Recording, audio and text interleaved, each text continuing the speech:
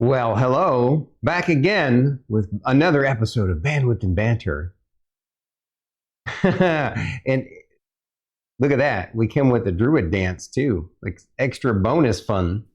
Gotta dance. Hmm. You peaked there, we didn't hear you.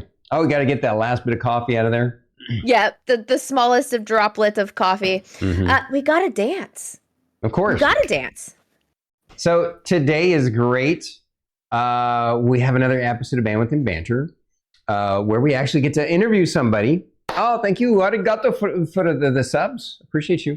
So last week we didn't have an interviewee. We were going to talk about character creation, but it turned out that we had a bunch of tech issues, and I had to pivot to OBS on the fly, like roughly an hour before stream. Yeah. Yep. So, and because of that, we worked on it during stream, so we got to have that throwback tech talk, like the way Bandwidth and Banter started. It honestly, I did not realize how much nostalgia that would give me. But that was just like, man, this was the reason. This is how we got our start. You know, to quote this little green-haired streamer I know, it was glorious. Speaking of glorious, we've got a glorious, badass Viking to show off today. So excited. We are super honored to have on the show a VTuber who we were lucky enough to find to raid into during one of our D&D streams, who is also a fellow D&D streamer. And my gosh, we've gotten to know him. He's such a warm, welcoming individual, just a bright, joyful person, entertaining, and has the coolest VTuber avatar, and is just great at D&D. And so I can't wait to find out more about him. The man of the hour, literally tonight, we're having on JotunRedwulf. JotunRedwulf. And here he is himself. Hello. What's going on, buddy? Hello, everyone. Hello.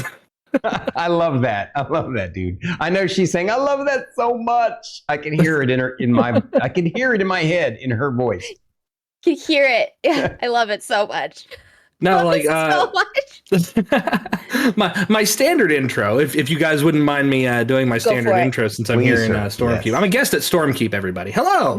Hello, everyone. It is I, your boy JotunRedwulf, and I am here with Druid IRL and Stormy D SSG on the amazing show Bandwidth and Banter. If you're not following them, please give them a follow because follows are free.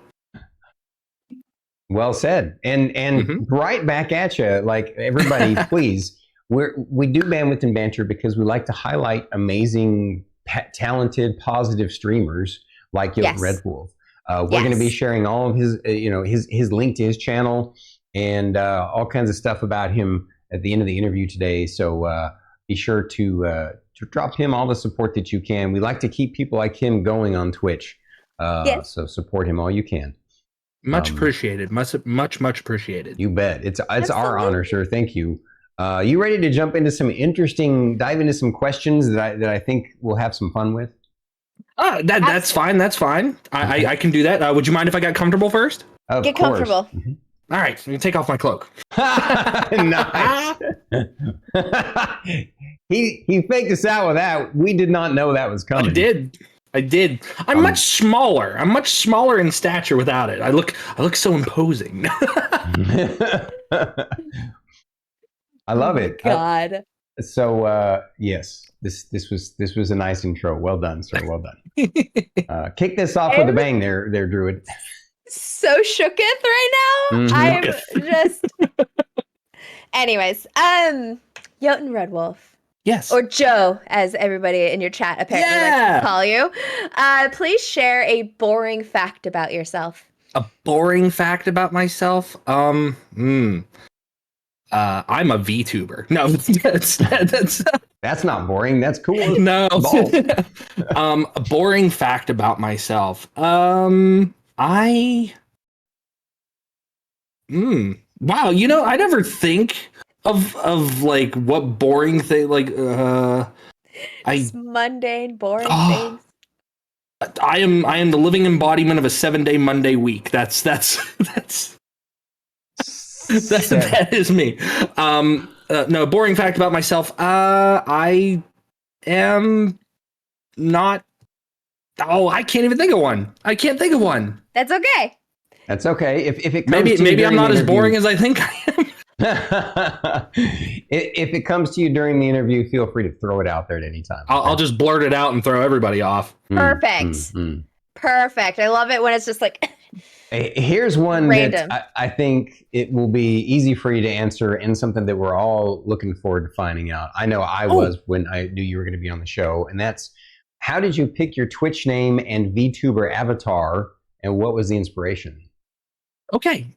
So I wanted to do something that I hadn't seen a lot of people do. And I got into VTubers early on when, when the world decided that it needed another plague. I got into the habit of, being from home and working from home and things like that. And I stumbled upon like Hololive and Nijisanji, the big VTuber companies, and I started watching their talents. I'm like, man, this is really cool. And I'd always wanted to stream. But I never had the means to do so. Never had a PC to do it or anything like that. And I saw that a lot of other people were doing it with like very little setups, like laptops and stuff. And I'm like, well, if they can do it, maybe I can too. So I wanted to do something completely different. I'd never seen any Vikings. There are a lot, surprisingly. There are a lot of Viking VTubers out there. There's a lot of Norse-themed VTubers out there. And because of my background in D&D, I'm like, well, what would be interesting? I'm like, well, a half giant would be cool. And I'm like, yeah, a half giant would be pretty neat. And then as far as the overall design, I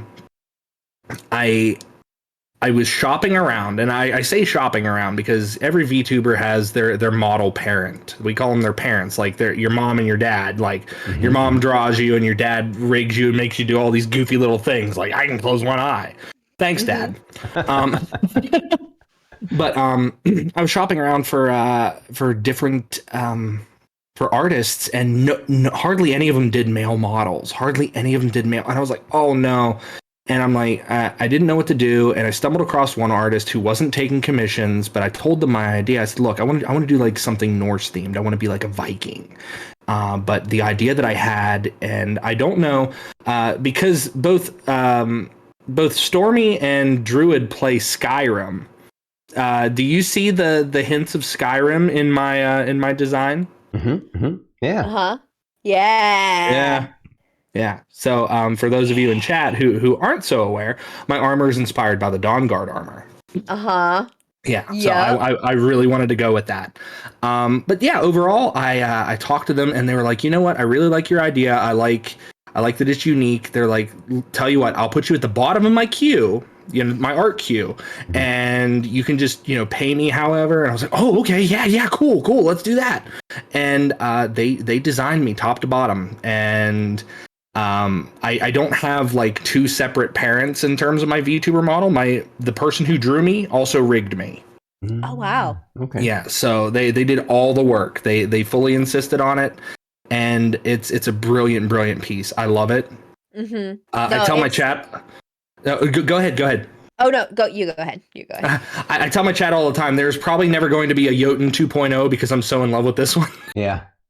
I do have like alternate models. Like I've got like a little PNG model for when like my system can't run this big boy. And then I've also got a small boy who was gifted to me by a former friend.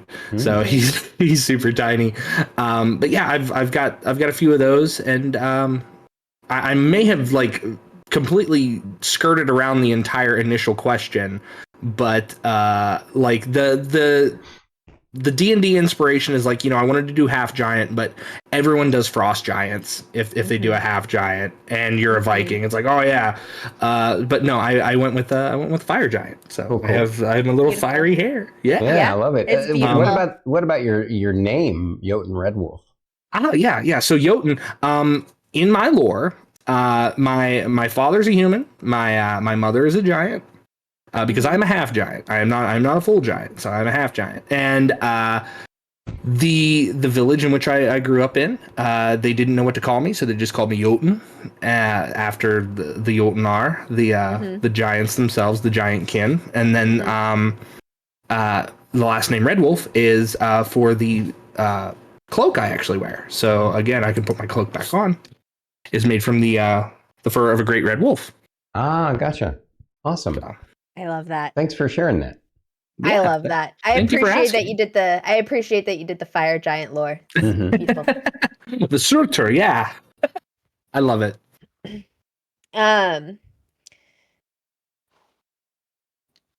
What D&D class do you consider yourself to be in real life? In real life, I am a simple farmer. I have been one my entire life. Unironically. So, okay, the boring fact about me, here it is. I used to raise beef cattle. Okay. You really are just a sweet country boy. I am. I have such a soft spot for sweet country boys. Oh, this is why I knew you would. Anyways. No, I'm fangirling now. No, it's okay. No, I used to raise beef cattle. No, if I were to be a class in real life, I have. Oh, would I call myself a scholar? I wouldn't call myself a bard, but I would probably be a theatrical bard. And I also have a 2nd degree black belt in Chun Kuk Do, which is the United Martial Arts Association martial art founded by Chuck Norris. So, so I would say like I'm a monk bard multi-class with a folk hero background, I guess. Gotcha. Well, while you're working with the land, you could even say maybe ranger or druid, I suppose, too. Yeah, probably. Multi-class man. I like it. I love that. I love that so much. So here's one that's to kick us off. I like this question. It is a little bit of a stumper for you, maybe, or maybe not. As a D&D aficionado and a player of Baldur's Gate 3, are there any unique BG3 mechanics that you like enough to port to IRL D&D? I want to throw potions at people. That is something that I think that you should be able to do. I've always been a fan of the bonus action drinking a potion because it's on you as long as you've got it on you, whatever. But I like that you can throw things at companions and then heal them from a distance because your cleric might not have the range on a spell to get to them, or your bard or whoever. So no, that would be one that I would port over. I would also probably port over the environmental effects. Like if there's water on the ground, using like electrical spells and things like that. Those are two that really stood out to me when I started playing Baldur's Gate. I love it. I agree. And what's neat is Larry Studios, they ported those environmental effects over from their other games, Divinity Original Sin 1 and 2, into Baldur's Gate 3. And it's brilliant that that they've done that, because like you said, it's inspired DMs to be like, I could make encounters a little more environmentally tactical. I like this idea. So yeah. I love it.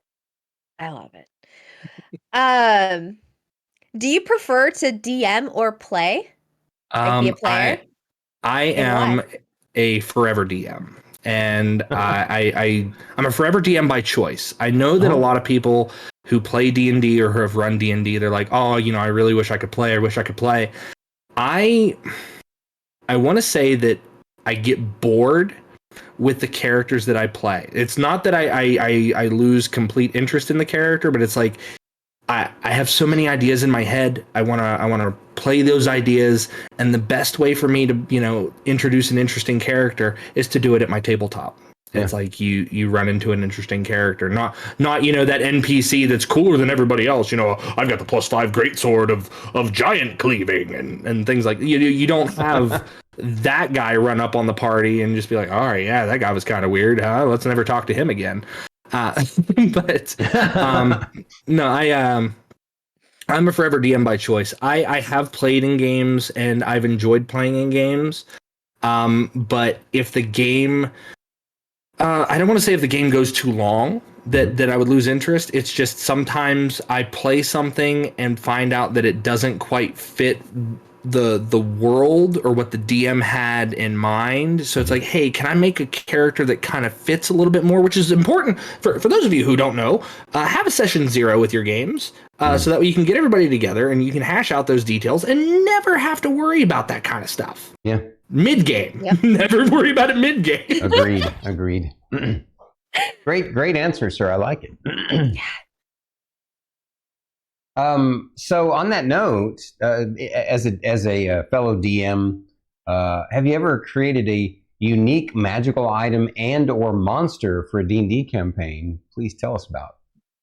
So one of my unique items, it is actually not a super magical item, but it is a drink. It is a drink that I import into all of my worlds. It is a drink called Pigment. And this drink, it takes on the appearance of the container in which it's poured into, and it also adds a little bit of flavor. So if it's poured into like a wooden mug, it might have more of an earthy taste.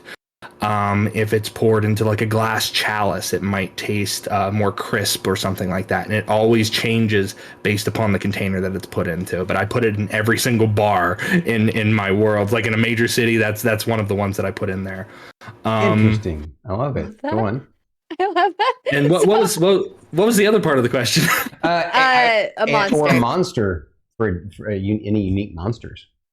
No unique monsters. I like to use a lot of the same thoroughfare that that most DMs have probably used. You know, I use less dragons than I would in my dungeons, but one monster that I really like, I've always liked the Umber Hulk. Mm-hmm. And me too. Yeah, they're like a big beetle creature that can confuse you upon looking at you, and they're massive, and I love them.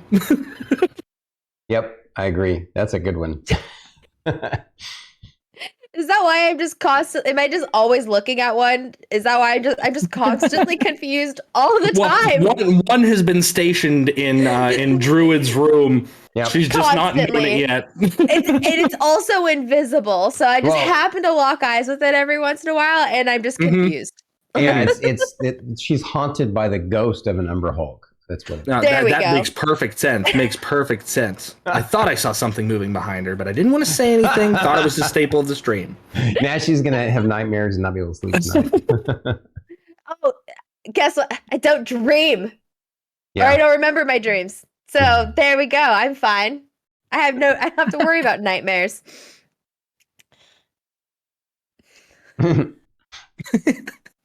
Anyways, can you tell us about your first and also your favorite D&D character that you have created? Okay, so the year was long ago. I was playing 3rd edition D&D, and my first ever character I made, he was a wild elf ranger. Cool. And I wanted him to have like this really cool mount. Now I was running the game, but I was like, no, I'm gonna have a DM PC, and I'm gonna play with all my friends. And you know, we're like early teens when we're playing this. I was like, okay. But I wanted a really unique mount, and I don't know how familiar you guys are with some of like the really weird creatures from like 3rd edition, but there's a creature called a spider eater, and it's like this giant bee mixed with a literal spider, and it's got these huge bat wings. I was like, that is my mount. I had no proficiency with it. I was like, I want this cool thing, and that was my first character. That was my first ever character. Right on. I love that. Was it also your favorite, or did you have a different favorite? No, my favorite character, and I knew this question would come up, so I want to regale you guys with the tale of my healer who is not a healer. So I had a friend. He was running a home game, and no one in his party chose to be the healer. And he's like, "Hey, Joe, I need you to play in this game if you're available. But if you do, I need you to play a healer." I was like, "Okay." I looked at the classes. I'm like, I don't want to be a druid. I don't want to be a cleric. I said, okay, I'll be the healer for the party on one condition. I want to be a rogue.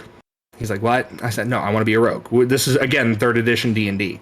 So you had skills in like bluff and use magic device. I said, the only caveat is I need a wand of healing.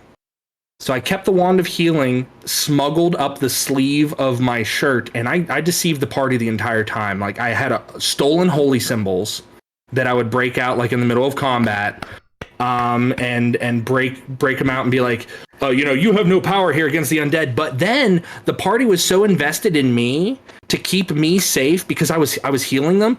I had told the DM outside that every time I'm making a quote unquote heal check, I'm doing sleight of hand checks to steal gold from the party, so that way when we go back to town, I can redo my magic items. I can recharge my magic items. So he had his own chart for my stuff. So when I told him I was doing X skill, he knew what I meant. So we go into dungeons. I couldn't turn undead, and they were like, no, get behind us. And then I'd get behind them, and as I'm behind them fighting, I'm taking gold from them. And every time we go to town, I'm like, guys, I need to go visit the temple. And I would just disappear. And I'd disappear to the magic shop and then get my wand recharged. And then, like, if I was like laying on hands or casting a heal spell, I would use my use magic device and I would heal them. Wow. So I was so invested in that character. I loved that character. If I could go back to playing a character like that, I would. I got caught by the fighter. We were like 12 sessions in. And he's like, hey, what god do you serve? And I was like, sometimes it comes and goes. And well, I'm a non-denominational priest. Non-denominational priest. and they were like, well, hey, well, let's go to the church. So they followed me everywhere. They were like a dog on my heels. They did not let me go anywhere by myself. I couldn't get the wand recharged. I was like, oh no, they're gonna find me out.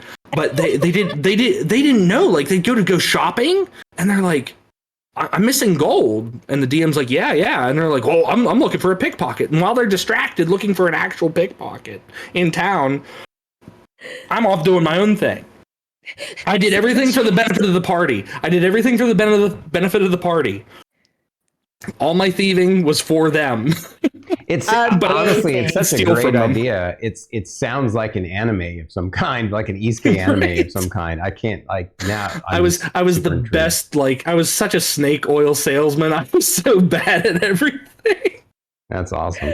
That is so beautiful, though. Oh my goodness. Switching gears here, I'm super stoked to hear a little bit more about your background on Twitch. Starting off with what drew you to Twitch?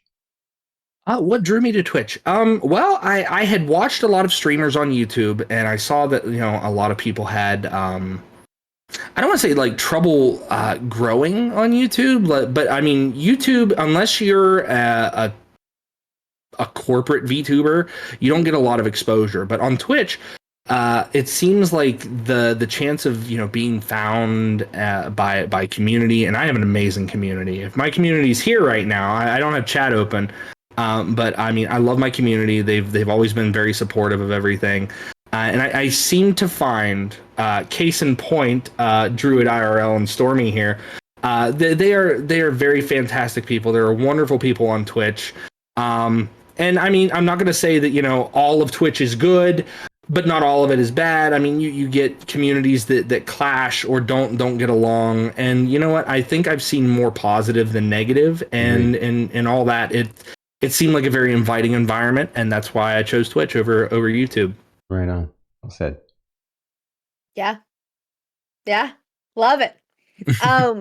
What did friends and family think when you told them that you decided to start streaming? So, my parents don't know that I stream because they don't understand it. They don't understand it. They're older. My friends, I have very few IRL friends that know that I stream. I like to keep a lot of that rather private, with the exception of a few very close friends. They don't know that like, only my close friends know that I stream, and my closest friend of all time is actually my first ever mod, Digital Valkyrie, who I think she's in chat right now. But. She is. Welcome in, Digital Valkyrie. But yeah, she's wonderful. Val is fantastic. Keeps me on the level, really does. Well, speaking of keeping on the level, what struggles did you deal with when you first started streaming?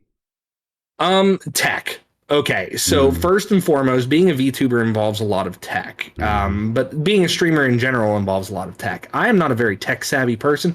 As indicated, I am myself a hayseed. Okay, so I don't reckon that I know much about these machines and all their gears are turning and stuff. But no, seriously, like.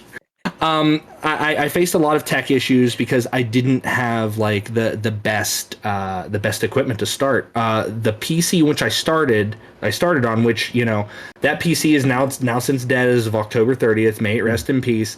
But it served me well. It was gifted to me. I paid nothing for it. It was gifted to me by a former supervisor of mine. He's like, "Hey, do you want a PC?" I was like, "Heck yes, I do."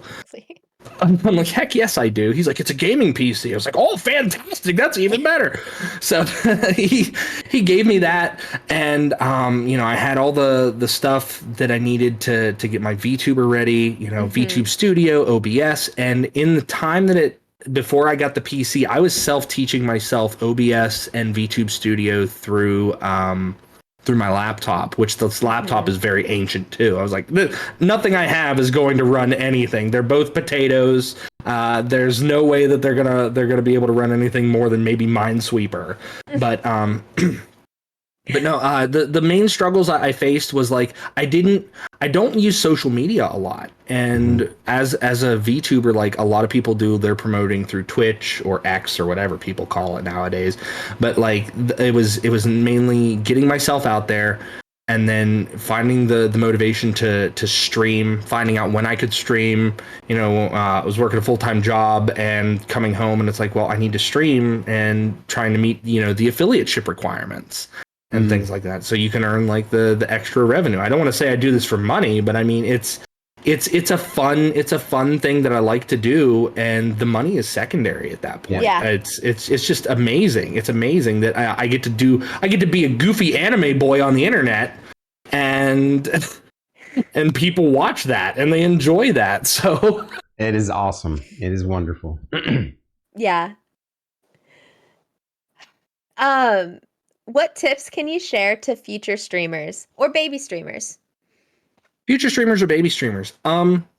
You don't need fancy equipment or fancy models to do what you need to do. There are plenty of free, like if you want to do VTubing, if you don't feel comfortable putting your face out there are free programs. There's a program called VideoTube Mini, where if you've just got like a PNG, then you can use that and it reacts just as well. OBS and Streamlabs, they do offer tutorials online. All that stuff is so real easy to follow along. Listen, if I can do it, I'm going to tell you. If I could lean in closer to things, if I could tell you, if I can do it, anyone can do it. Seriously, it's not as hard as everyone makes it out to be. But the best advice I can give anyone, whether you want to do VTubing or actual streaming, is to just do it. I know that's very like, oh well, I have anxiety. You're never gonna know if you're gonna like it until you try it. Yeah. Yes. Well said, sir. Well said. And that segues perfectly into our next question, which is, what do you enjoy most about streaming? Can I say everything? No. Yeah, no, you can. No, I like the friends that I've made. I like the people that I've met from VTubing. I've met a lot of friends. I've lost a lot of friends. I've gone through like the standard ups and downs that anyone goes to, but I have a lot of very supportive members in my community. I've met some really cool people, and I never used to watch like a lot of streamers like live streaming. I used to watch let's plays on YouTube of like Markiplier and Jacksepticeye and stuff like that. Like I would watch those and be entertained by those and never watched anything live. But since becoming a streamer and like raiding into people and meeting new communities and sharing my community with those people and having other people share their communities with me, like it's been this experience. I don't know if there's a word for it. There's probably a word for it, but I can't think of it right now because I have a very, very small Viking brain. But the word I guess I'm looking for is one that is I find a lot of joy in streaming. I find a lot of it is my my way to like vent. If I've had a really hard day, I know that I can sit down, pull up this handsome lad, and just hang out with people. I can play a game, have a good time. I can plan something out, and hang out with people. I can plan new things, and it's trying new things. It's trying new things. Since I got my new PC set up, I get to try a lot of new things with streaming too, and it was stuff that I didn't consider before. But now I'm like, no, the possibilities are endless. The possibilities are endless, and I want to continue to do this. Like, I don't care if like in 2 years or 10 years they're like, VTubing's an old sphere. No, you'll see me. I won't have aged a day, but but I'll be here. Immortal. Mm-hmm. I love it. So much fun. How long have you been playing video games, and what was the first video game you ever played?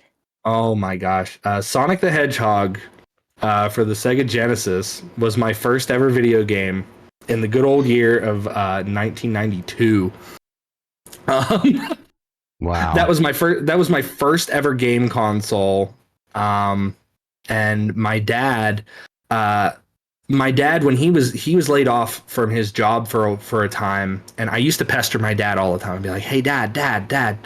And he would play Sonic the Hedgehog with me, and he would sit there with me, and he would go through all the levels, and I just like watched him play it, and then I was like, I'm gonna be just like my dad. I'm gonna be just like my dad and beat this game. So I would try just as hard at my little old age, and I could never do it. I'd only make it so far. I'd be like, hey, dad, can you get past the water level? All right, and then he'd come up and then he'd play. But that was the first game I ever played. I guess I've been playing video games like off and on since then.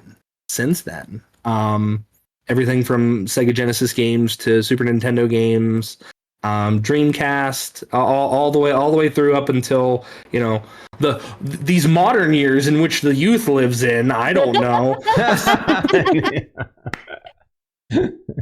He's heckin', super fancy. They're playing the fork knives and games like that. I don't know. The mine something. The kids are back in the mines now. Yeah. They have Minecraft. I had Minesweeper. Okay.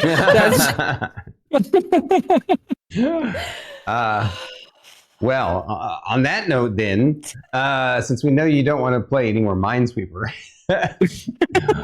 What is your favorite thing and least favorite thing that you've actually streamed? Oh, my favorite thing and then my least favorite thing. Mm-hmm. Okay. So I have to think on this one. Give me just a second. If I rattle my head, you might hear the marble roll around in there. Here, I'll share my brain cell with you. Here you go. Please, thank you. Oh, the blessing.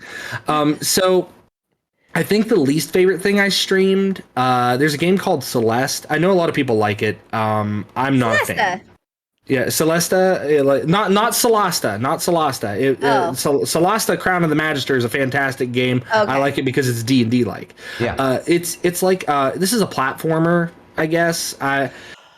Oh, I know what you're talking about. Okay, it's the one with the little redheaded girl, and then you have to race through things and dodge obstacles. And I was getting so frustrated. And the problem is my community could sense they're like, Joe's not having fun with this. And I used to have a redeem. I used to have a redeem on my channel for like a Wild Card Wednesday. It's like, hey, we can have a game. You suggest a game, blah blah blah. And I had someone who would repeatedly redeem Wild Card Wednesday, and it would be that game. And I was like, oh, I gotta play Celeste again on Wednesday. I gotta play Celeste again on Wednesday. And then it's like I would put in there oh, I'm only gonna stream it for like an hour, and then if I'm really not digging it, then we'll change to something else. But at some point, I'm like, you know what? I'm just going to finish the game just to be done with it. And you know what? I never finished that game. I shelved it. I shelved it hard. Like I buried it behind other things. It's gone. It's not gone. Even added to the list. No, it's not even in a re-download queue. It's just out of there. It's gone. I'm not going to cop out and say that my favorite thing I've played is Baldur's Gate, but Baldur's Gate's fantastic, guys. If you get the opportunity to play Baldur's Gate, please play it. So good. So if I had to choose a different game, let me check my Steam library really quick. So keep in mind that the question I asked was, what is your favorite thing and least favorite thing you've streamed? It doesn't necessarily have to be a video game. Oh, D&D, absolutely. Absolutely, it's D&D. I figured that would be the case. No, I love streaming D&D. D&D's fantastic. It is a big part of my youth. It's been a big part of my adulthood. I've met some of my closest friends through D&D. So yeah, it's got to be D&D. Yeah. Well said. I agree. Hands down. I wasn't trying to lead you, but I figured. No, I that. Please lead me, please. Felt that. What other TTRPGs are your favorites? And what is your favorite CRPG? It's a compound question. So I've run everything from Vampire the Masquerade to Mutants and Masterminds to Pathfinder, 3rd edition D&D. I've run GURPS. I've run Traveler. I have a very extensive library of tabletop RPGs that I've run. Gamma World? Say one more time. Have you ever done Gamma World? I have done Gamma World. Yeah, nice. It's a classical. I love Gamma World. The predecessor to Wasteland and Fallout. Yes. Historically speaking. It's like, do you want to be like a Mad Max style mutant? Here we go. Anyway, sorry to No. Interject at any time. Right. So of all the assortment, what are the other TTRPG favorites that you have besides D&D? Besides D&D, I mean, Pathfinder is kind of they literally run on the same highway. There's just a median between them. That's the way I see them. Right. I like Vampire. I like Vampire the Masquerade. I didn't like Vampire the Requiem. It got a little too. Can I say the term edgelord, or is that not like not a term? Say that. Sure. Okay. You can say that. No, but like I played in a Vampire the Requiem game where things got super edgy super quick, and I'm like, I'm gonna dip out of this. That's no. It got weird. Guy. Listen, if you want like Bram Stoker vampires, don't play Requiem. If you want like Lestat style vampires, then absolutely go ahead and play Requiem. That'd be all over both, but yeah. yeah. I mean, to each their own. But I love Masquerade. I enjoy the lore behind Vampire. That's any White Wolf system usually gets my attention. Like I like playing Werewolf. I like playing Mage the Ascension. A lot of those are really good points based. Like you have your however many dots in your skills and whatnot. I like those systems a lot. I really, really do. So probably those if I wasn't to choose D&D. Oh, cool. Right on. I love that. What about a CRPG? What's your favorite CRPG? I mean, I think he's kind of shared that probably. Starts with a B, ends with a 3.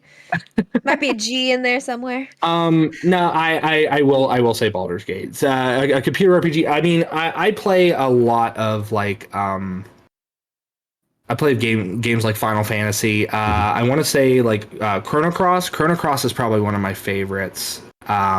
For like a JRPG, but I mean, I still, I used to play it on console, but now I can play it on my computer. So I'm going to consider it a computer RPG. So that's what I'm going to say. Right on. Love it. So we did a little sleuthing into your, was it? You did some sleuthing into his TikTok. TikTok, right. What is it's a we because we're a team. But you're the one that found this one specifically on his TikTok. I found and I was it, impressed. I was impressed that you even peeked into TikTok. So. Oh no. So Joe, what is your favorite anime, and what anime series are you currently watching? Okay. My favorite anime of all time is Gurren Lagann. Ooh, nice. That's a great one. Tengen Toppa Gurren Lagann is a fantastic anime. I will always love that series. I've rewatched it numerous times. What am I currently watching? I don't have time. I'm going to be honest. I don't have time to watch anything fully anymore. I have watched a lot of My Hero Academia. I know that's kind of been around for a hot minute. A lot of people are telling me that I need to watch Vinland Saga because Vikings, and I want to, but I have no time to do it. You want a pro tip on how you can squeeze it in? Yes, please. So what I do is when I'm eating breakfast and or lunch and or dinner with Starkitty, sometimes we do too, I will sit in front of, I'll set up and I'll basically, while I'm eating breakfast or lunch for 20 minutes, I'll watch an anime. So you can at least knock one out for breakfast and lunch. And well, that's fair. That's fair. Now, obviously, if you can't do that during the work week, but like no. Well, you can for breakfast probably, but yeah. Yeah, more than likely for breakfast, yes. So I'm wondering if this line of questioning is coming from the fact that I disappeared for an entire summer watching nothing but anime. I don't know if you guys found that one or not. I don't know, maybe. So in my early college years, I was working at Toys R Us isn't around anymore. So I was working at Toys R Us. The guy that I worked with, he's like, "Hey Joe, do you like anime?" I was like, "Yeah, I like anime. This is pretty cool." And he gave me, he had these hard drives of just anime, nonstop different all different kinds, everything from Gundam to Magical Girl series. And I'm like, man, I'm never gonna get to go through all these. He's like, "Well, tell you what, I'm gonna burn you a couple on some discs." And he gave me this huge stack of burnt DVDs. Do kids do that nowadays? Does anyone burn DVDs anymore? I don't think so. Nope. I don't think so. So I'm dating myself here. No, I had this huge stack, and it was my first year of college, made a lot of friends. And then the summer, I was gone. I went to work, and then I'd come home, watch anime because I didn't have college classes, and then I'd go to sleep. And I did that every day for the entire summer. I watched over 100 series in this summer. And I probably got maybe 2 hours of sleep, if that, every night. Don't do that. That's bad for you. True. But no, I disappeared for an entire summer because none of my friends from college heard from me. And I came back fall semester, and they're like, "Joe, we thought you were dead." I was like, no, I was just learning the way of the ancient anime masters. And I love it. I too follow the Bushido of anime. I'm currently watching roughly 12 different anime at the same time right now. Awesome. What's your favorite? Tell us your favorite. I'm gonna Uno reverse that one. I would say my favorite is technically the one that really sparked my interest in it, got me into it. Is X. And I'd say just because it sparked my interest and because it's so abstract and interesting and different and unique, I'd say that's my favorite. For current anime, I'd say Mushoku Tensei, Jobless Reincarnation is my current favorite. I've watched Full Metal Alchemist. That's a good one. That's a really good one. And I've watched Avatar: Last Airbender. Oh, I've probably watched it twice. So technically, Avatar: Last Airbender doesn't quite qualify. I know it doesn't, but it's animated. I support everybody that watches anime. My husband watches anime. He's literally binged an entire series in recently, and he was looking at me all wild-eyed and crazy, and I'm just like, it's okay. I respect and appreciate.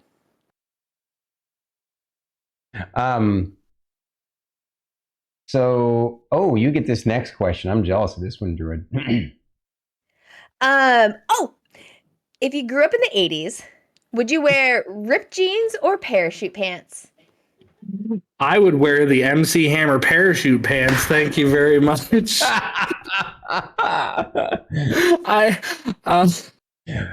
I grew great. Up in the. By the way, I grew up in the late 80s. I grew up in the late 80s. So they're very comfortable. You get lots of dingle in your dangle if you want. Yeah, exactly. And then if you can do the hammer shuffle, in those pants, fantastic. I would do that. If I have full rigging, I swear, if there's a Jotun 2.0 model, I'm gonna have parachute pants toggle, and I will hammer dance all the time. That's awesome. So you were saying that you grew up in the late 80s? In the late 80s, yeah. Nice. Very cool. Beautiful. So on that note, then, please name one of your favorite pop culture references from the 80s. Oh, my favorite pop culture reference from the 80s. It's too much of a thing to say Michael Jackson's Thriller. That's a good one. But that's definitely one of them. Pop culture. Oh, geez, so many of them.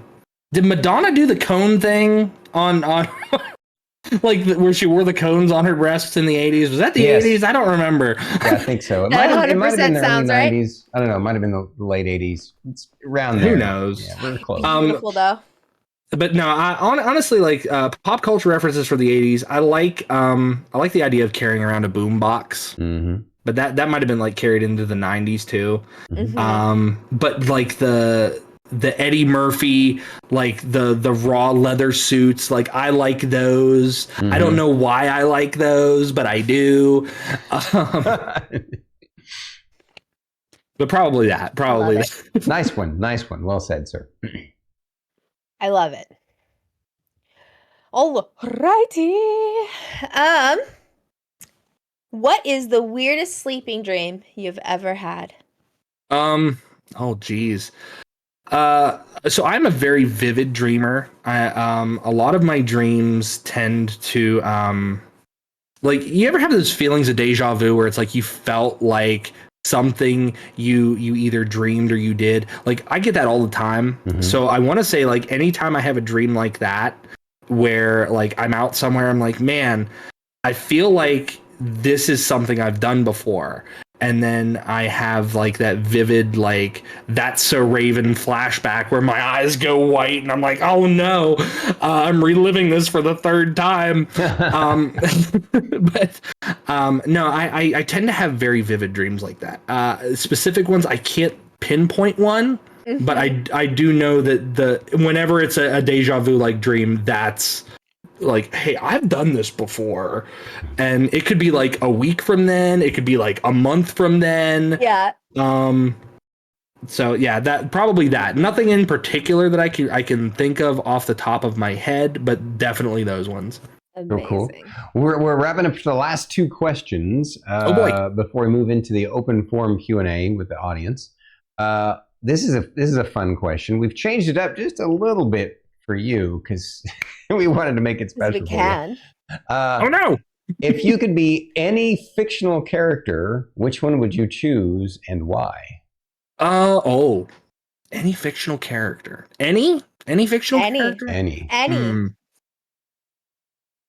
It is. I would be Dr. Gregory House. I would be Dr. Gregory House. I would. Interesting. I know it's like completely out of left. I want to be smarter, okay, but I want to be snarky and get away with it. That's what I want. I totally would not have guessed that for a million. That is amazing. What would your guess have been? I'm kind of curious. No, I never try to make those guesses, right? Yeah, that's true. Listen, whatever you say will not offend me. No. I would have guessed probably some sort of like either a comic book character or a character mm-hmm. from D&D lore or something. But I love beautiful that you picked something kind of really outside the box that I was not expecting. Yeah. No, it's beautiful. I live that fantasy every Saturday when we go live at 3:30 Central Standard Time, and I can run around as a snarky fern that just gets away with it. Oh, you mean 3:30 Pacific Standard Time? That's what I meant. Yep. Because it's 5:30 Central. Time zones suck sometimes. Time zones are weird, man. Time zones are weird. I do know that it just happens to be very late for all of these people overseas that I see in chat right now, but it's neither here nor there. Final question. Most important question. Are you a sweet or savory food eater? Savory. I hate sweet. Really? Interesting. Okay, so if you take me to a buffet, I have a bottomless pit for a stomach. I can eat anything for as long as you can. Like I got yelled at when USA Steak Buffet used to be around. The USA Steak Buffet, you could, like, they don't expect you to go up and get more than like 2. And I'm like, hey, I'd like to get another. I had like 5 or 6 steaks there. Wow. And they're like, oh, that's yeah. And I mean, granted, they're only like 6-ounce steaks, but whatever. No, sweets fill me up. Sweets fill me up so much. Like I could have like a cupcake. And I'm like, man, I'm not hungry anymore. But no, I would be savory all the way. Savory all the way. Interesting. That's very cool. I like it. I love that. All right. This is a moment where we switch over to a open forum Q&A. But before that, we just want to one more time prop you up a bit. Guys, we're going to drop his link in chat. So please go follow, sub, send him biddies, support this amazing person, incredible VTuber, so we can keep him on Twitch having fun with us the way he normally does. Well, thank you guys. Thank you all very much. Thank you so much. No problem. Yeah, so I'm anxious to get into these questions we got here. Is there a lot of them? I don't have chat open. I probably should. No, it's actually okay. It's okay. I'm sure they'll start coming. I know we can. Just so you know, before we kick it off, during this, you can also ask us questions if you want in between questions. Okay. And I think we'll start it off with, as a great one from Star Kitty. Absolutely. As a tabletop game master, what NPC have you created that you like the most and why? There's an NPC, and if Val's still in chat, she's going to yell at me because she plays D&D with me IRL. So there's an NPC that I've included in my world. His name is Connor, and he's a junk salesman. He has a wagon, and he has a bunch of junk in it. And he has some weird things in his cart, and sometimes his cart just kind of like drops things off, like if a player is asking like, hey, I'm looking for this, and Connor's like, oh, I don't know. So he rummages around through the junk, and then he just like randomly finds an item that's close to it, or it might just like plop down. Val is under the impression that Connor is a fae. And I hate to break any immersion there, but he's just a guy with a wagon, and she's gonna get so mad. She's gonna get so mad because she's got so many theories. All of my other friends have theories about him. They're like, "Oh no, he's possessed, or he's a mimic, or he's under this spell." It's like, no, he's just a dude with a wagon, he's and they hate that. Traveling god. They hate that. Yeah, right. He's just a dude with a wagon. But he's my favorite NPC. He's a little skittish sometimes. He's not quite sure what he has, but he can't leave his wagon. He cannot leave the wagon for any reason whatsoever. They've tried to like pull him away from the wagon, and the wagon finds a way to like keep him there. Interesting. Ooh, I love it. So I have Connor. He pops up from time to time. That's fantastic. I gotta check chat. Is Val in chat? There she is. Val's like, no, how dare I object? That's why he's cursed. Yeah. He's not cursed. He's just a dude with a wagon, Val. I have a question for you that hasn't come up in chat, but it came to mind. So earlier you indicated that you started D&D with 3rd edition, right? Mm-hmm. Yes. On that note, since you've played, I'm assuming you played 3rd and 3.5 and maybe the edition that shall not be named, and obviously 5th edition. Of all the editions that you've played, well, you maybe even tried some of the older ones, going back to some of the other ones. I don't know. Bottom line is of all the D&D editions, is one of them your favorite? I will always have a soft spot for the edition I started with, 3rd edition. I will always have a soft spot. For me, it would be. I'm more used to playing 5th now.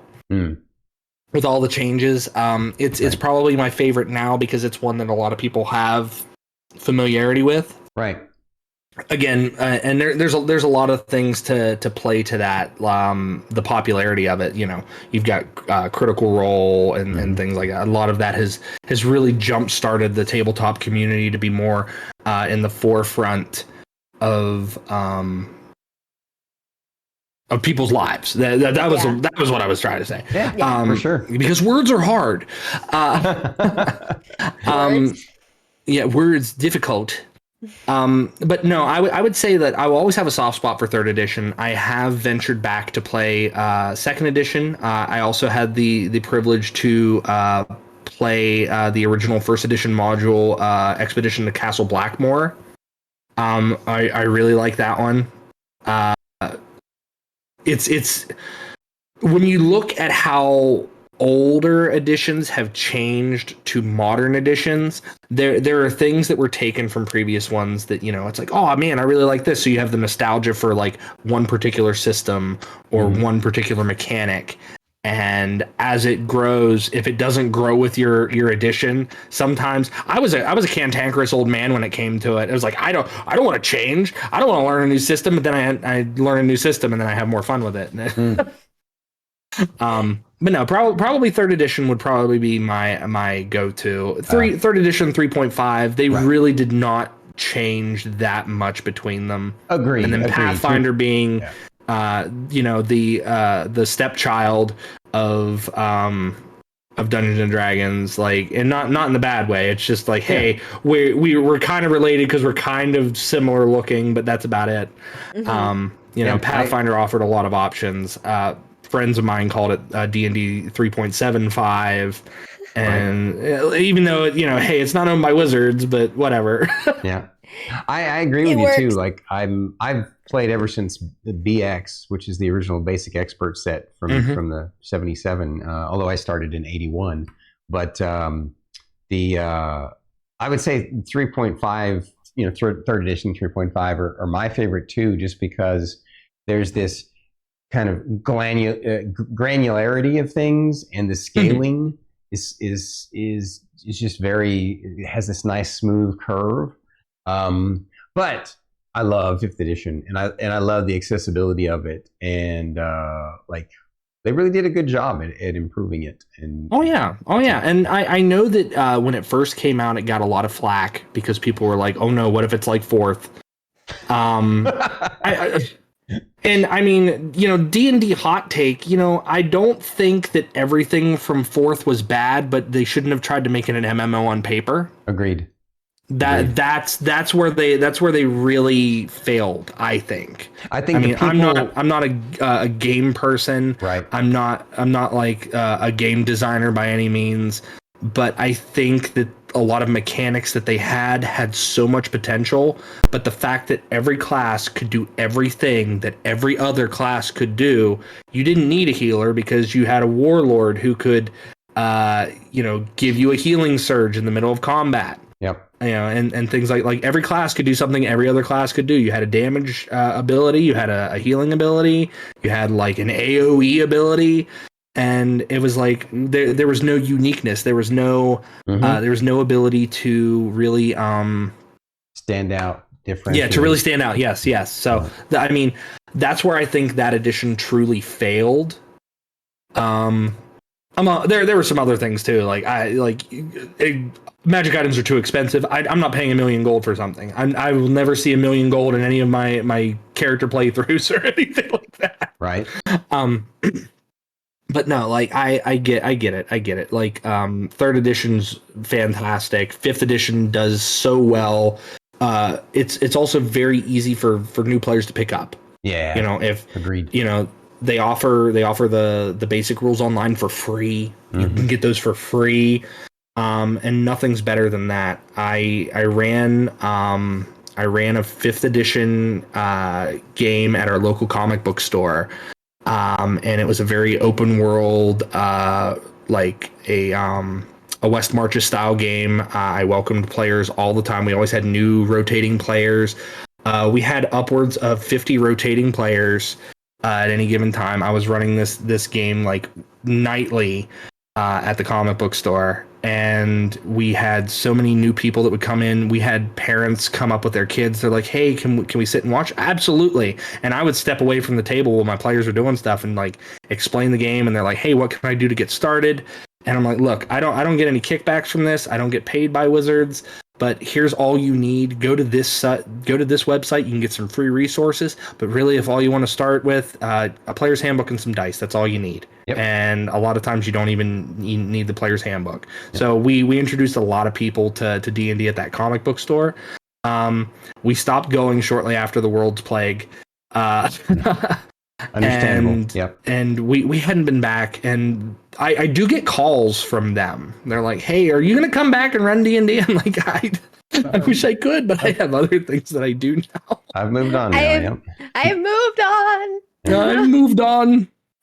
This next question is yours, Druid. Starkitty asks, if you could invent a holiday, IRL, and or in your game worlds, what would it be and what would you call it?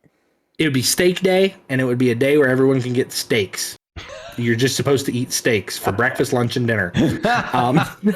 Apparently, my man JotunRedwulf likes steak. I think. I do. Listen, I was born and raised on a farm.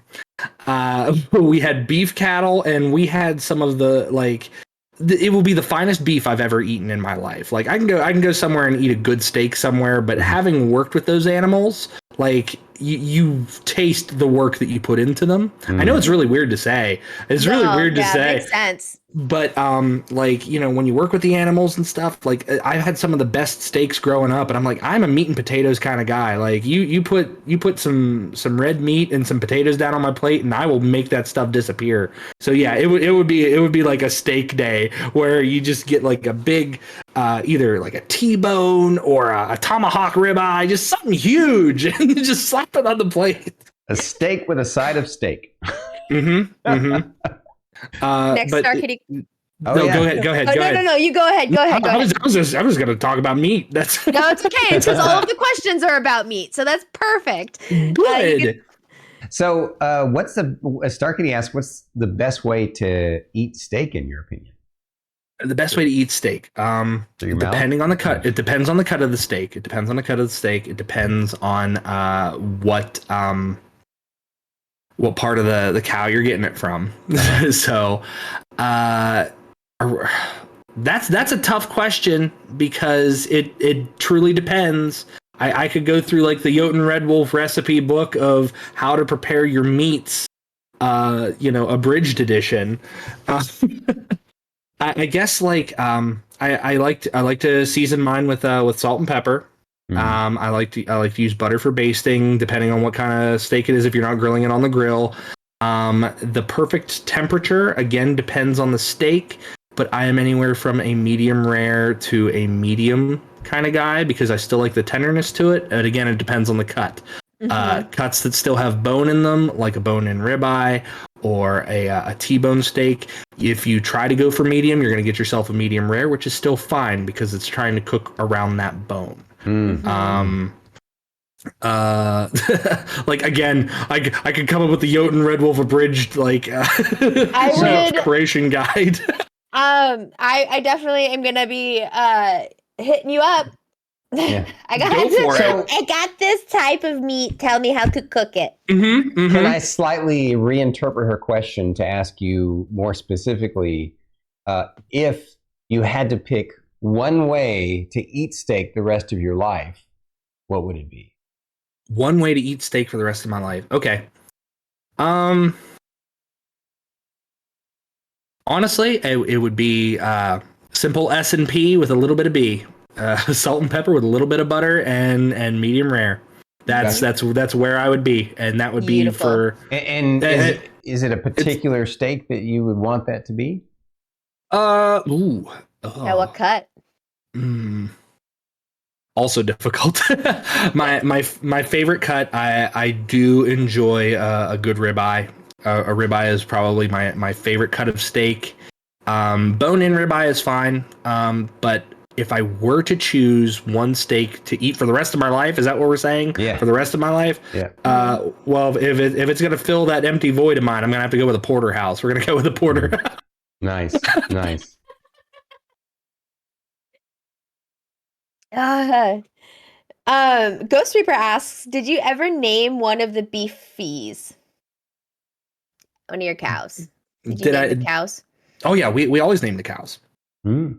We always name them. We had so when I was little, I liked the Land Before Time. Mm-hmm. So we had cows that were named like Littlefoot and Spike and Petrie. I had a cow named Petrie. This is more boring bull facts from Jotunredwulf. No, we're loving that. I'm loving this. Now I'm hungry for steak. Maybe. Yeah, right. But no, I named a lot of our young calves after Land Before Time characters. We had one bull who was completely out of line all the time. He was crazy. He was like nuts. But we called him Crazy Horse. We did call him Crazy Horse, but he was a cow. But he almost broke my uncle's arm. We tried to get him in the cattle hauler, and he almost broke his arm trying to get in there because he was just so unruly.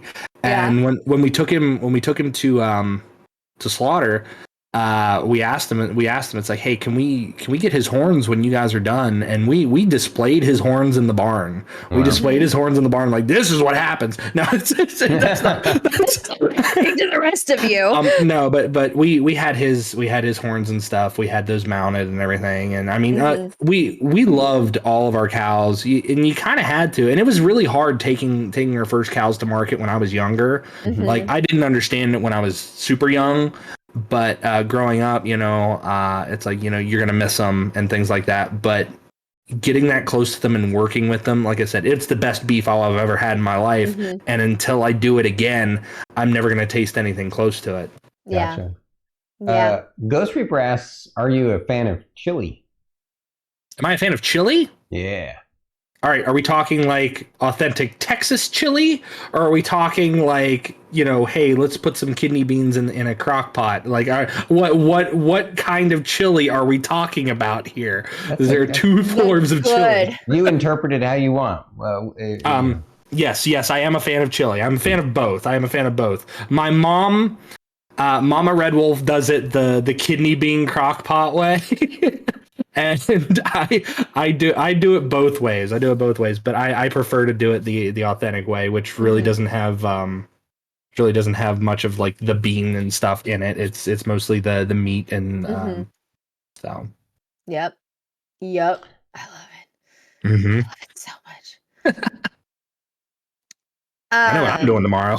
Making chili. I know. I was just thinking, like, man, it's almost chilly. It is chili time. Perfect weather for it too, right? Oh yeah. Starkity asks, have you ever experienced a culture shock?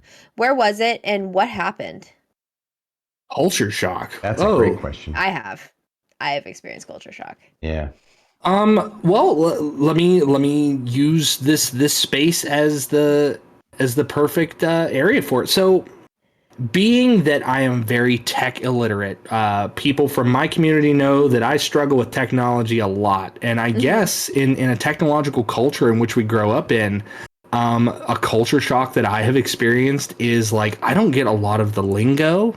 I don't understand the young folks vernacular. I know I'm like really like they're, and it's like, how does he turn his computer on? Well, here's the fun fact. I don't turn it off, because if I do, I'll forget how to turn it off.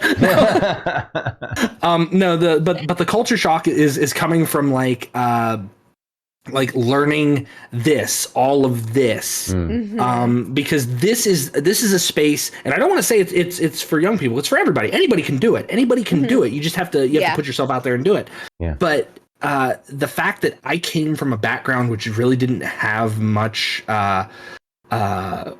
like wherewithal and knowledge of like streaming and things like that, I had to learn all of this, and I'm still learning. So that was probably a culture shock for me. Like I've like watched other streamers and been like, man, how do they do this? And then I look it up online and I'm like, I can't watch this video because my attention span's too low. That's Drew in a nutshell. Yep. But yeah, that's probably my my biggest instance of culture shock. That and or having to shift from in-person D&D to virtual D&D. I will say I hate running D&D online.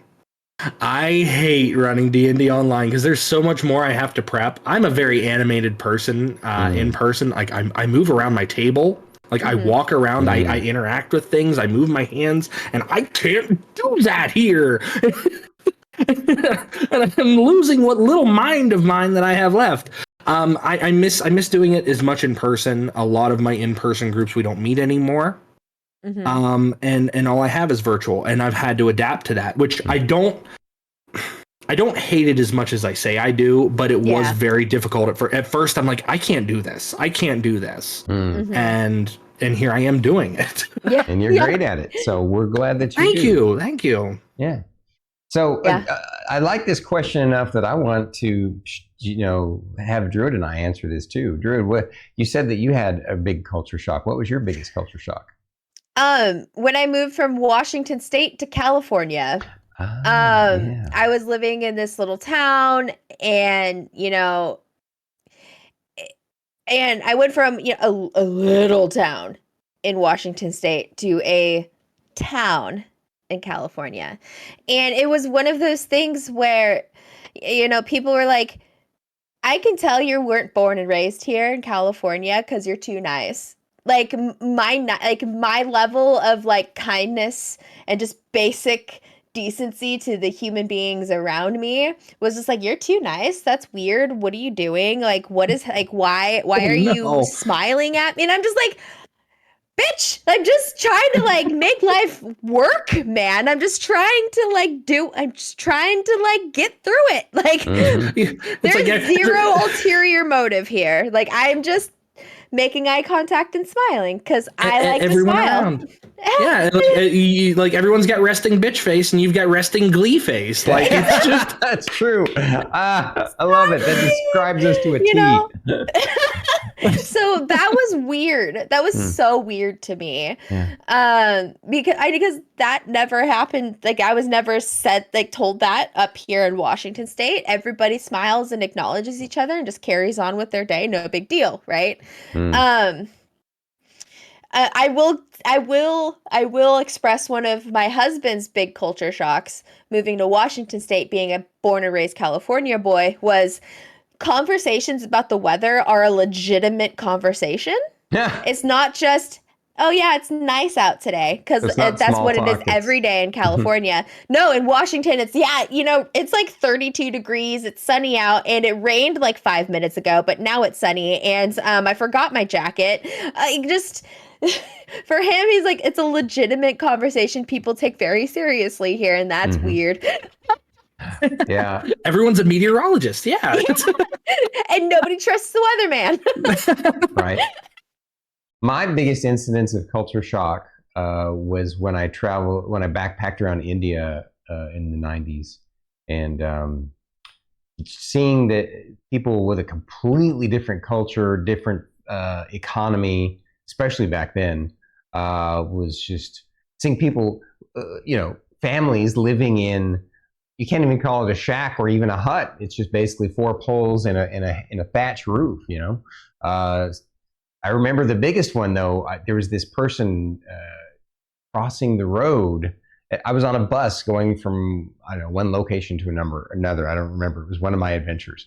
But there was this person crossing the road while we waited at the light. And they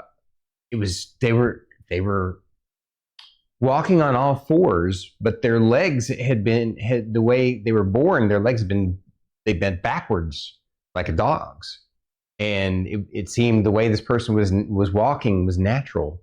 And that just shocked me, because it's like, you don't see that kind of stuff very often in the States because of the better healthcare and stuff like that, and better education for mothers and things like that, and it rocked my world. It really did. All the things that I got. That's just a couple of examples of the hundreds that I experienced. But I recommend everybody, if they ever get a chance, do a little bit of traveling outside of the country. It will open up your mind and change the world for you. So. Yeah. Awesome. Yeah. A couple more questions. We'll get 2 more Star Kitties questions, and then we want to hear a question from you for us. Okay. If you have any. Yeah. If not, that's cool too. I have many, but I will only ask a few. Okay. All right. Sounds good.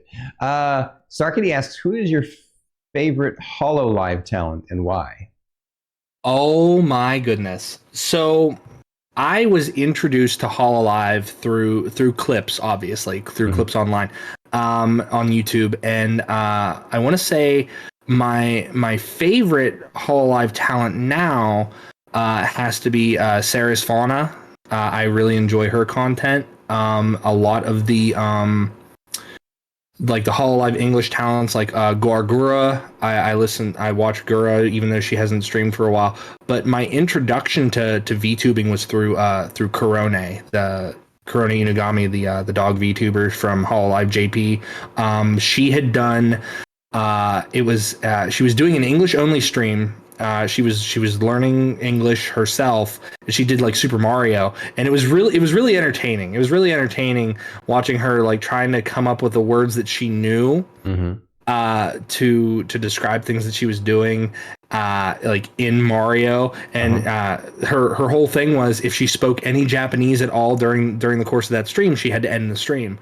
But that was my introduction to VTubers through HoloLive. So I want to say Korone was one of my firsts and my current favorites. I like a lot of the EN HoloLive talents, a lot of the JP, the Japanese, and then the Indonesian talents. Like I watch all of them in some capacity. So having like one that I tune into like regularly, it would have to be Fauna. It would have to be Fauna right now. Nice. Oh, cool. Star Kitty asks, do you create homebrew worlds? If so, share your favorite. Okay, so the only published campaign setting that I stuck with for the longest time was Eberron, and everything else I did was homebrew. Nice. If for those of you who tune into a JotunRedwulf stream, you'll find that I do a lot of TTRPG map making. I do map making on my channel. Nice. I used to do a lot of my maps by hand, cartography and things like that, and I would generate my own worlds. And I like the idea of coming up with a world. There was one world, and it probably is my favorite because we ran in it so long. There was I ran a Pathfinder game, and Val was in that one. My mod Val was in that one, and some of our other friends. And this game ran for 5 years, 5 real world years. We went from level 1 all the way to level 20, and they overthrew this guy who was going to take over the world. Come to find out that who we thought was one of the PC's fathers, the big bad guy, was one of the PC's fathers. But come to find out that there was this weird time paradox that went on, and the character was actually the PC's son, who was trying to change things. And they're like, oh, because the player had gaps in his memory. So that was probably one of my favorite worlds. It was just this big, massive world. If I had the maps, if I still had the maps, I made a lot of like in-game personal props for this. I had the world map. I had like handouts, like scrolls that I would give to my players. Everything was very physical. Everything was very interactive. And I guess one of my favorite things about that was the players oopsie daisied their way into this, and it wasn't what I had planned at all. The reason being is game one, they go and they fight some troglodytes and then they leave. Game two, they go to this town that's being controlled by a fae. And Val was playing a witch character, and she's like, "Well, I'm gonna cast a protective ward on this guy that was talking to them. He was a butcher." Mm-hmm. And I'm like, "Well, I'm just gonna throw him for a loop and see if they roll with it." She casts this ward on him, and it breaks the enchantment. And come to find out that he's this long lost prince who's been mind controlled to be this butcher in this town. And they're like, "Well, we got to put him back on the throne." And I'm looking at my notes like, well, that's not what I had planned, but yeah, let's go with that. Let's roll with it. And that was the 5 years following. That was the 5 years following. Nice. The best DMs know how to pivot and adapt to what their players want to do. I love it. Absolutely. So we're going to ask one last question from the audience and then hear a couple from you. Okay. Mr. Hildebrand asks, as a Swede, he wants to ask this: do you have any connection to Nordic culture, or are you just a fan? So my connection to Nordic culture is a very thin part of my bloodline, but yes, I do have some Swedish ancestry. It's a very, very small part. I am myself a large fan. Paganism is very strong in my household. Right. So Norse paganry is a thing that is in my home. Mm-hmm. We have runes of protection in home. We've got all sorts of things. So I love it. That's awesome. Well, I have a Freya statue right here. Mm-hmm. Yeah. Take a look, guys. I have a Freya statue. I actually technically have two of them, but I have one here. This one's That's awesome. I have a handmade one downstairs. But all right, so JotunRedwulf, to wrap up the show today, what couple of questions did you have for us? So this question, and I'm surprised it didn't come up, so that's why I'm going to ask it. Uh-huh. So, Stormy, you said that you played back when BX was first available. Mm-hmm. How long have each of you been playing D&D or tabletop RPGs? For me, it's easy to remember. I started in 1981, so I don't know, whatever the math on that is. It's a long time. My first campaign is currently live on Twitch right now. So Isles in the Mist is my first full D&D campaign that I've played. We had a couple of attempted starts. We got a couple of weeks in. It was all new players with a new DM. So it was very much we were all trying to struggle bust through it, but they only lasted a couple of weeks, and most of that was character building. And so I never really considered those to be a true dive into it. Mm-hmm. Isles in the Mist is my first true campaign. I'm a baby. Our 84th episode, I think, this Saturday. This Saturday will be 84. Guys, tune in on Saturday. Watch it. Thanks. Do it. What time is yours? Is yours on tonight or tomorrow? I forget. Mine? Yeah, your next D&D session. Okay, so because I've had to get the new PC rig, I had to put a lot of stuff on hold. Sure. I would normally have a game on Saturdays. Okay. But this Saturday, we're celebrating a friend of mine's birthday on stream. We're going to be playing Party Animals tomorrow. Okay. But back around to that, I'm thinking next Thursday we'll be doing. We might be back to Heart of Dragons if my players can get back into it, and then other than that, we'll drop back into Teardrops of Iron on that following Saturday. Love it. Fantastic. So we'll see what we can do there. I still owe so when my PC died, I was supposed to run a Halloween one shot on Halloween. It died the day before Halloween, so we had to postpone that. So I'm probably gonna fit that one in there somewhere too. Yeah, yep. For sure. Yeah. So you had one other question for us, brother? Yeah, I have one other question. Mm-hmm. When can we do this again? I appreciate that. Thank you. Yeah, we will definitely be back in touch for sure. Don't you worry. We have plans for next year as we grow and expand and evolve the show. You will be reached out to. Don't you worry. Awesome. Because I think Stormy and I have the same thought. So we'll see. Indeed. We'll see. We're mind readers. Yeah. So is it a shared brain cell type of mind reading, or is it like a legitimate link? Definitely, I think me and Star Kitty figured out at some point in time in our life that we are like bonded pairs of electrons, and then somehow or another the two of us have bonded with Druid and extirpate fate, and so now we're part way to a whole molecule, or excuse me, a whole atom. Hey, there you go. Yeah, we're almost there. Almost to an atom. Drew just borrowed one of Stormy's every now and again. That's very true, because I'm just like, I just want to say, JotunRedwulf, or as your folks like to call you, Joe, we appreciate you coming on the show. You're amazing. And I appreciate you guys. We were honored to have you, brother. Thank you so much. Guys, go drop your follows and all your likes and all your biddies and all your subs. Check out his content tomorrow. They're going to be doing some party games. Something next week. Can't wait to see your new D&D stuff. I'm sure we'll be raiding into you once you get back up and going. So fantastic. I appreciate that. And guys, if you are from my chat and you are currently not following Druid IRL or Stormy D SSG, please do so, because as I like to say, a follow is free, and these are two fantastic people. They have fantastic people on their shows. They have fantastic people at their table when they play D&D.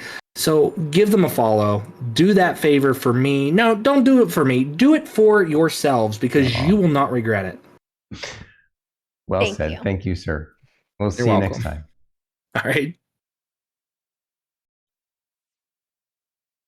Oh, wow. That was phenomenal, Druid. I'm so glad that you, by chance, we saw him to raid into that one night. It's just amazing. Like he said himself, we all the people that you get to meet. And I think he's right. Yeah, there is some toxicity out there on Twitch, but I think there's a whole lot of positivity. And he's a perfect example of that, especially in the D&D community. Oh my God. Yes. So just a great episode, a great session, and a great person. So yeah. So go do the things, guys. Yes. We believe in you to do the right thing, and that's to go support this man. And another person that we definitely want to extol upon and have you guys support coming up next Friday is another one of the Tater Realm folks. One of the Mighty Mangoes. Nahomi's next week. I know. Can't wait. Next Friday, right? Next Friday. Do you remember first is a 2 p.m. or a 6 p.m.?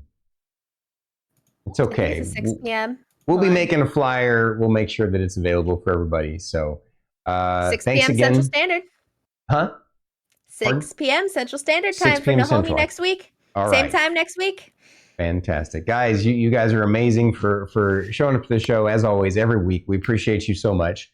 Be sure to check out all these folks and support them. And thank you for supporting us. And let's do our outro. Ready? Let's remember it this time. Yeah. Yep. Thank you for coming to the show. Please drop a like, subscribe, and comment down below. You're listening to the podcast. Please rate and review the episode. We're Bandwidth and Banter. Thank you. And good night.